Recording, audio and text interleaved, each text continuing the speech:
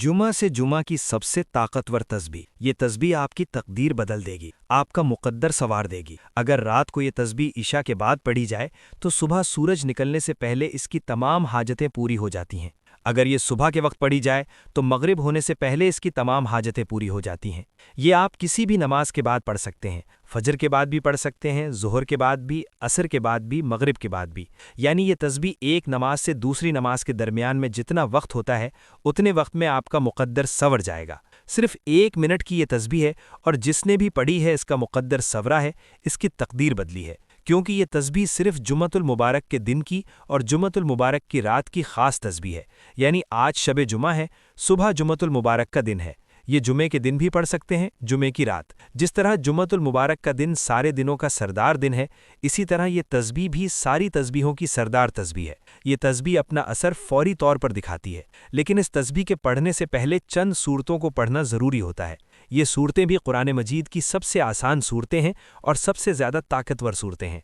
इस तस्बीह को कहते हैं जुमा से जुमा की तस्बीह, और इन सूरतों की तादाद भी बहुत मुख्तसर सी है, और इस तस्बीह को भी सिर्फ 100 बार पढ़ना है। ये तस्बीह सिर्फ 100 बार पढ़ने से ऐसी तस्बीह है जिसके अंदर अल्लाह ताला ने इतनी गैबी मदद रखी है कि जिसके ज़रिए बंदे के तमाम मकासद फ़ौरन गैब से पूरे होते हैं। हर मकसद में वो कामयाब होता है, और जो सारी ज़िंदगी नहीं मिल सका होता इसके पढ़ने से फ़ौरी मिल जाता है। यानी ये वो तस्बीह है जो अल्लाह की बारगाह से आपकी हर बात और हर हाजत पूरी करवा देती है। इसलिए इस तस्बीह को पढ़ने वाला शख्स कभी भी अल्लाह के ख़ज़ानों से, अल्लाह की रहमत से महरूम नहीं रहता। उसके ऊपर अल्लाह ताला की रहमत मूसलाधार बारिश की तरह बरसती है। इसलिए कि जुमतुल मुबारक का दिन सारे दिनों का सरदार दिन होने के साथ साथ इस रोज़ में मरने वाले से कब्र में सवाल भी नहीं होते, क्योंकि इसमें दुआएं भी रद्द नहीं होती। इसके दिन में एक नेकी करने पर अल्लाह 70 गुना ज़्यादा सवाब अता फरमाता है, जबकि बाकी दिनों में एक नेकी पर सिर्फ 10 नेकियां मिलती हैं। और जुमे के दिन हर घड़ी में अल्लाह ताला कई लाखों लोगों को जहन्नम से आज़ादी अता फरमा देता है, यानी जन्नत का परवाना अता फरमा देता है। जो लोग आज के दिन अपने गुनाहों की बख्शिश चाहते हैं और जहन्नम से आज़ादी चाहते हैं, आज अल्लाह की बारगाह में हाजिर होकर अल्लाह ताला का इस तरह जिक्र कर लें, इस तरह उसके नाम की तस्बीह पढ़ लें। ये तस्बीह पढ़ने से अल्लाह तुम्हें गनी अता फरमाएगा और तुम्हारी मुश्किलात हल फरमा देगा। हर परेशानी से तुम्हें निजात मिल जाएगी। इसलिए कि दोस्तों, आज का दिन हरगिज़ गफलत में ना गुजारिएगा। ये किसी जुमे को भी पढ़ सकते हैं, लेकिन आज के जुमे पढ़ें या आगे जो आने वाले जुमे हैं। मुझे जब भी कभी मुश्किल आई, जब भी कभी कोई परेशानी आई, गम आया, दुख ने सताया, जब मुसीबतें हद से बढ़ जाती हैं, मैं इस तस्बीह की तरफ तवज्जो करता हूँ, इसे पढ़ता हूँ, अपनी ज़बान पर जारी करता हूँ।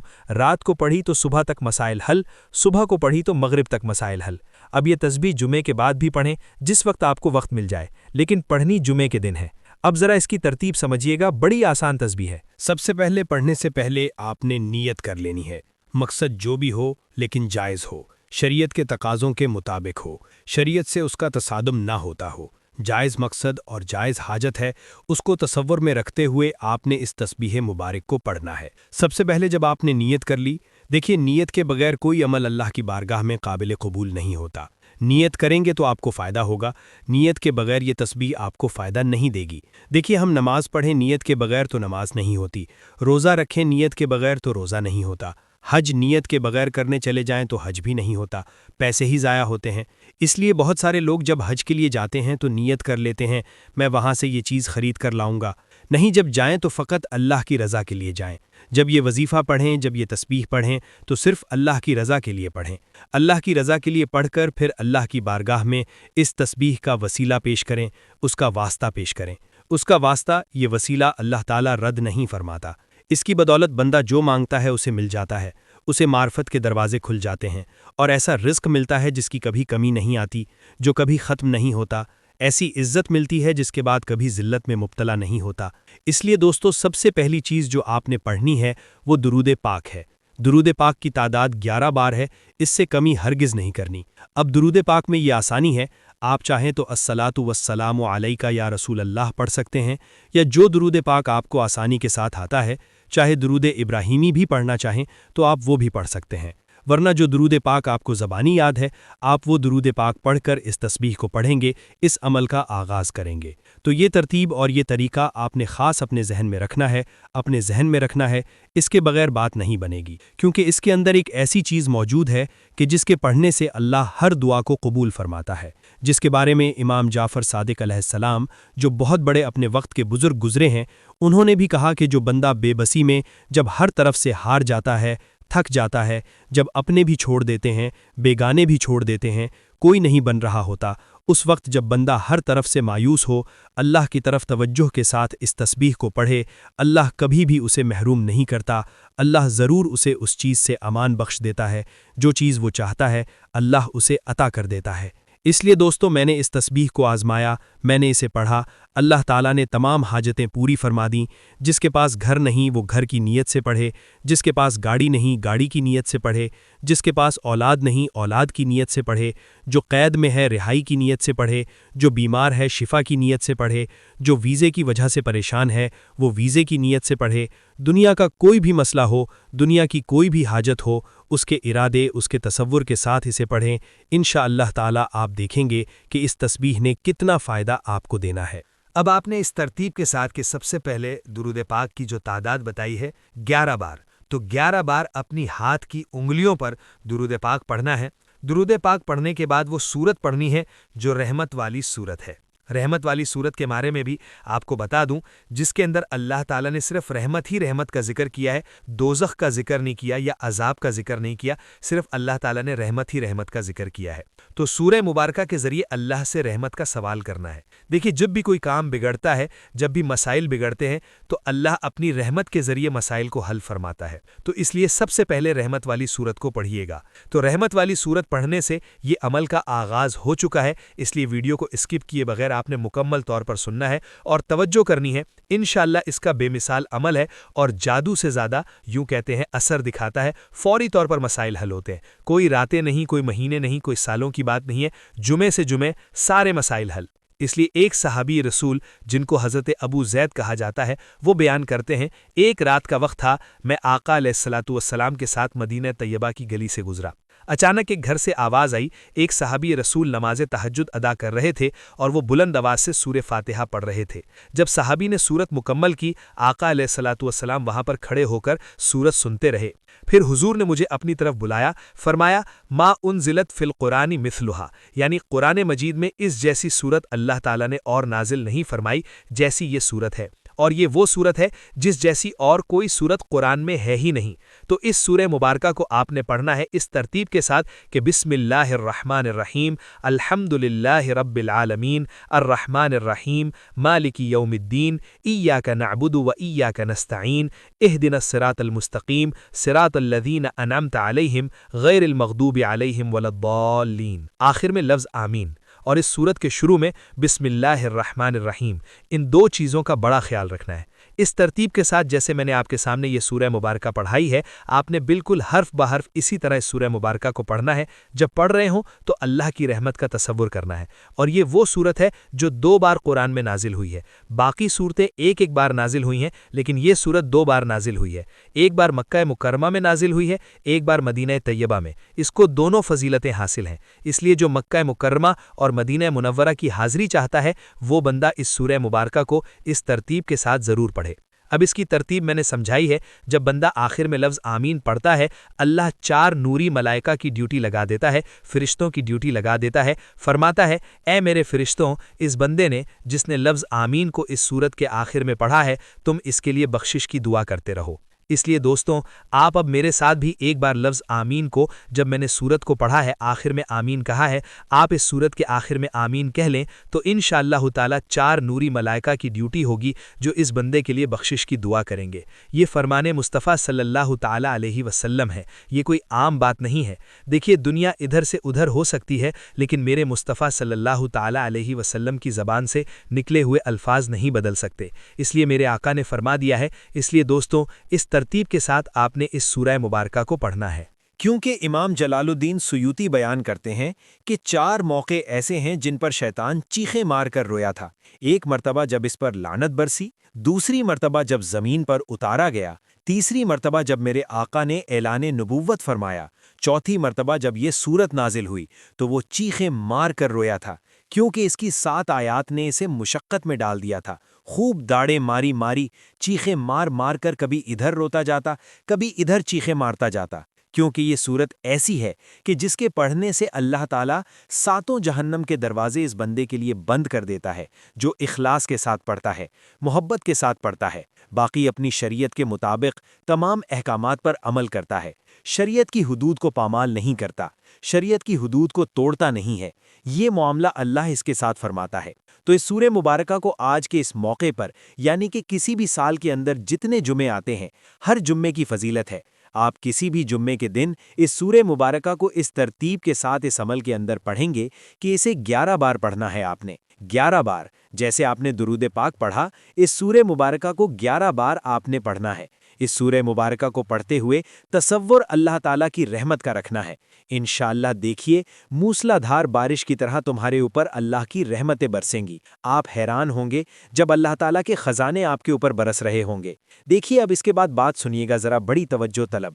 حضرت سیدنا علی المرتضیٰ شیر خدا رضی اللہ تعالیٰ عنہ اس کے بارے میں بیان کرتے ہیں کہ رسول پاک صلی اللہ علیہ وسلم نے فرمایا، یہ سورت عرش کے نیچے ایک خزانہ ہے، وہاں سے نازل ہوئی ہے، اور جو اسے پڑھے گا انشاءاللہ تعالیٰ نے چاہا تو اس کو خزانے ملیں گے، اور ایسے خزانے ملیں گے کہ جس کے بارے میں کبھی اس نے سوچا نہ ہوگا، اس کا خیال بھی نہیں گزرا ہوگا۔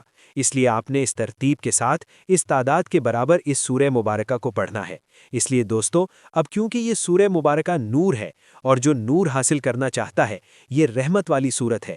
اس سورت کا دوسرا نام رحمت ہے، اس لیے اس رحمت والی سورت کو آپ پڑھیں گے۔ اس سورت کو سورہ شفا بھی کہتے ہیں۔ یقیناً اس کے 20 نام ہیں، اور یہ 20 نام والی سورت ہے۔ اگر آپ پڑھیں گے تو اس کے پڑھنے سے صرف ایک سورت کا ثواب نہیں ملے گا، بلکہ اس سورہ مبارکہ کے پڑھنے سے پورا قرآن مجید کا ثواب اور تمام آسمانی کتابوں کے برابر ثواب اللہ اس بندے کو عطا فرمائے گا۔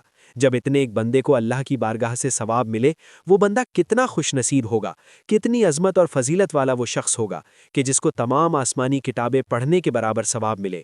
تو اس کی کیسے حاجتیں پوری نہیں ہوں گی، کیسے اس کی مشکلات حل نہیں ہوں گی، کیسے اس کے تمام معاملات حل نہیں ہوں گے۔ اس لیے اس ترتیب کے ساتھ آپ نے سورہ مبارکہ کو پڑھنا ہے۔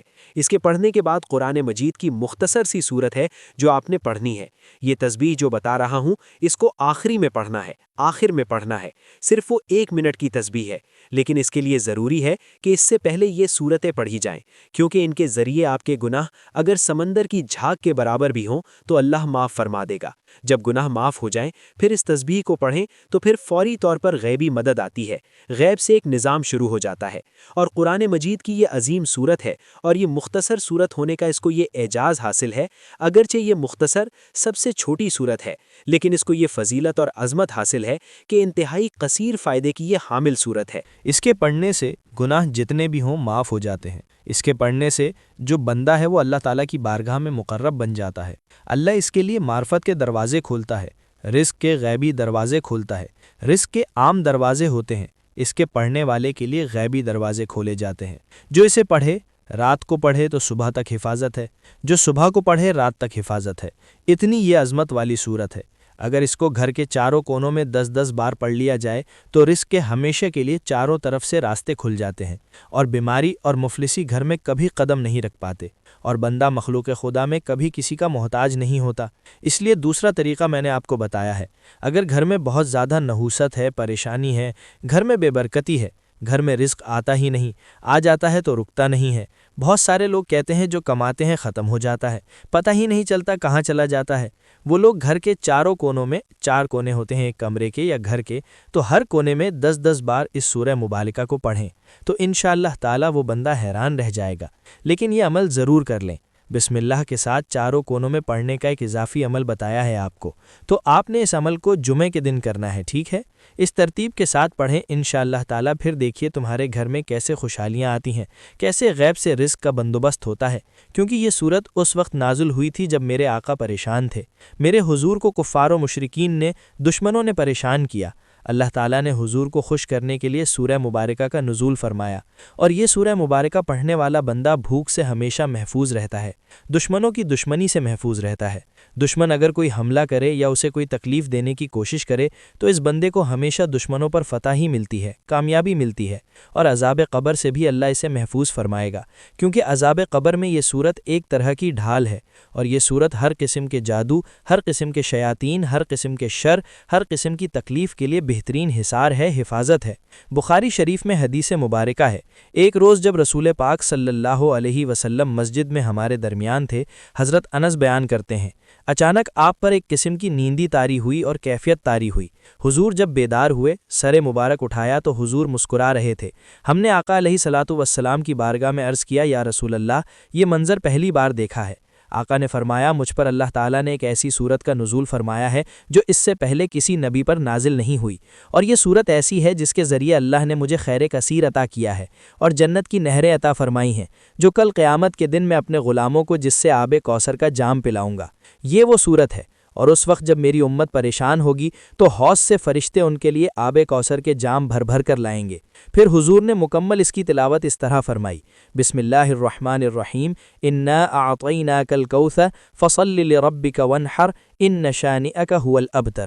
اب آپ نے بھی اس سورہ مبارکہ کی تلاوت بالکل اسی طرح کرنی ہے کہ ہر بار بسم اللہ بھی پڑھتے جائیں اور اس سورہ مبارکہ کو بھی پڑھتے جائیں، کیونکہ اس کے اندر دنیا اور آخرت کی تمام بھلائیاں موجود ہیں، یعنی کہ دنیا بھی تمہاری بہتر ہوگی، آخرت بھی تمہاری بہتر ہوگی۔ مقدر سور جاتا ہے نا، سب سے بڑی چیز تو تقدیر ہوتی ہے، تقدیر کے فیصلے ہونا شروع ہو جاتے ہیں، مقدر سور جاتا ہے۔ اس لیے کہ جمعۃ المبارک کے دن کی فضیلت کو سمجھتے ہوئے آپ نے جمعے والا یہ عمل لازم کر لینا ہے۔ دیکھیے، چند منٹ لگتے ہیں عمل کرتے ہوئے، اور چند منٹ بھی اگر آپ نہیں دے سکے، پھر اس عمل کا سب سے بڑا فائدہ یہ ہے کہ آپ چلتے پھرتے بھی اس تسبیح کو پڑھ سکتے ہیں، اٹھتے بیٹھتے بھی پڑھ سکتے ہیں۔ ایک جگہ بیٹھ کر پڑھ لیں تو یہ سب سے زیادہ اچھا ہے۔ گاڑی میں سفر کر رہے ہیں، باوضو ہو کر بیٹھیں اور اس عمل کو پڑھ لیں، یا اس عمل کو اس ترتیب کے ساتھ آپ نے پڑھنا ہے، بس اتنے سے عرض ہے۔ پھر دیکھیے، جب یہ عمل مکمل کر لیں، اس عمل کو کرنے سے پہلے اللہ کی رضا کا تصور رکھیں۔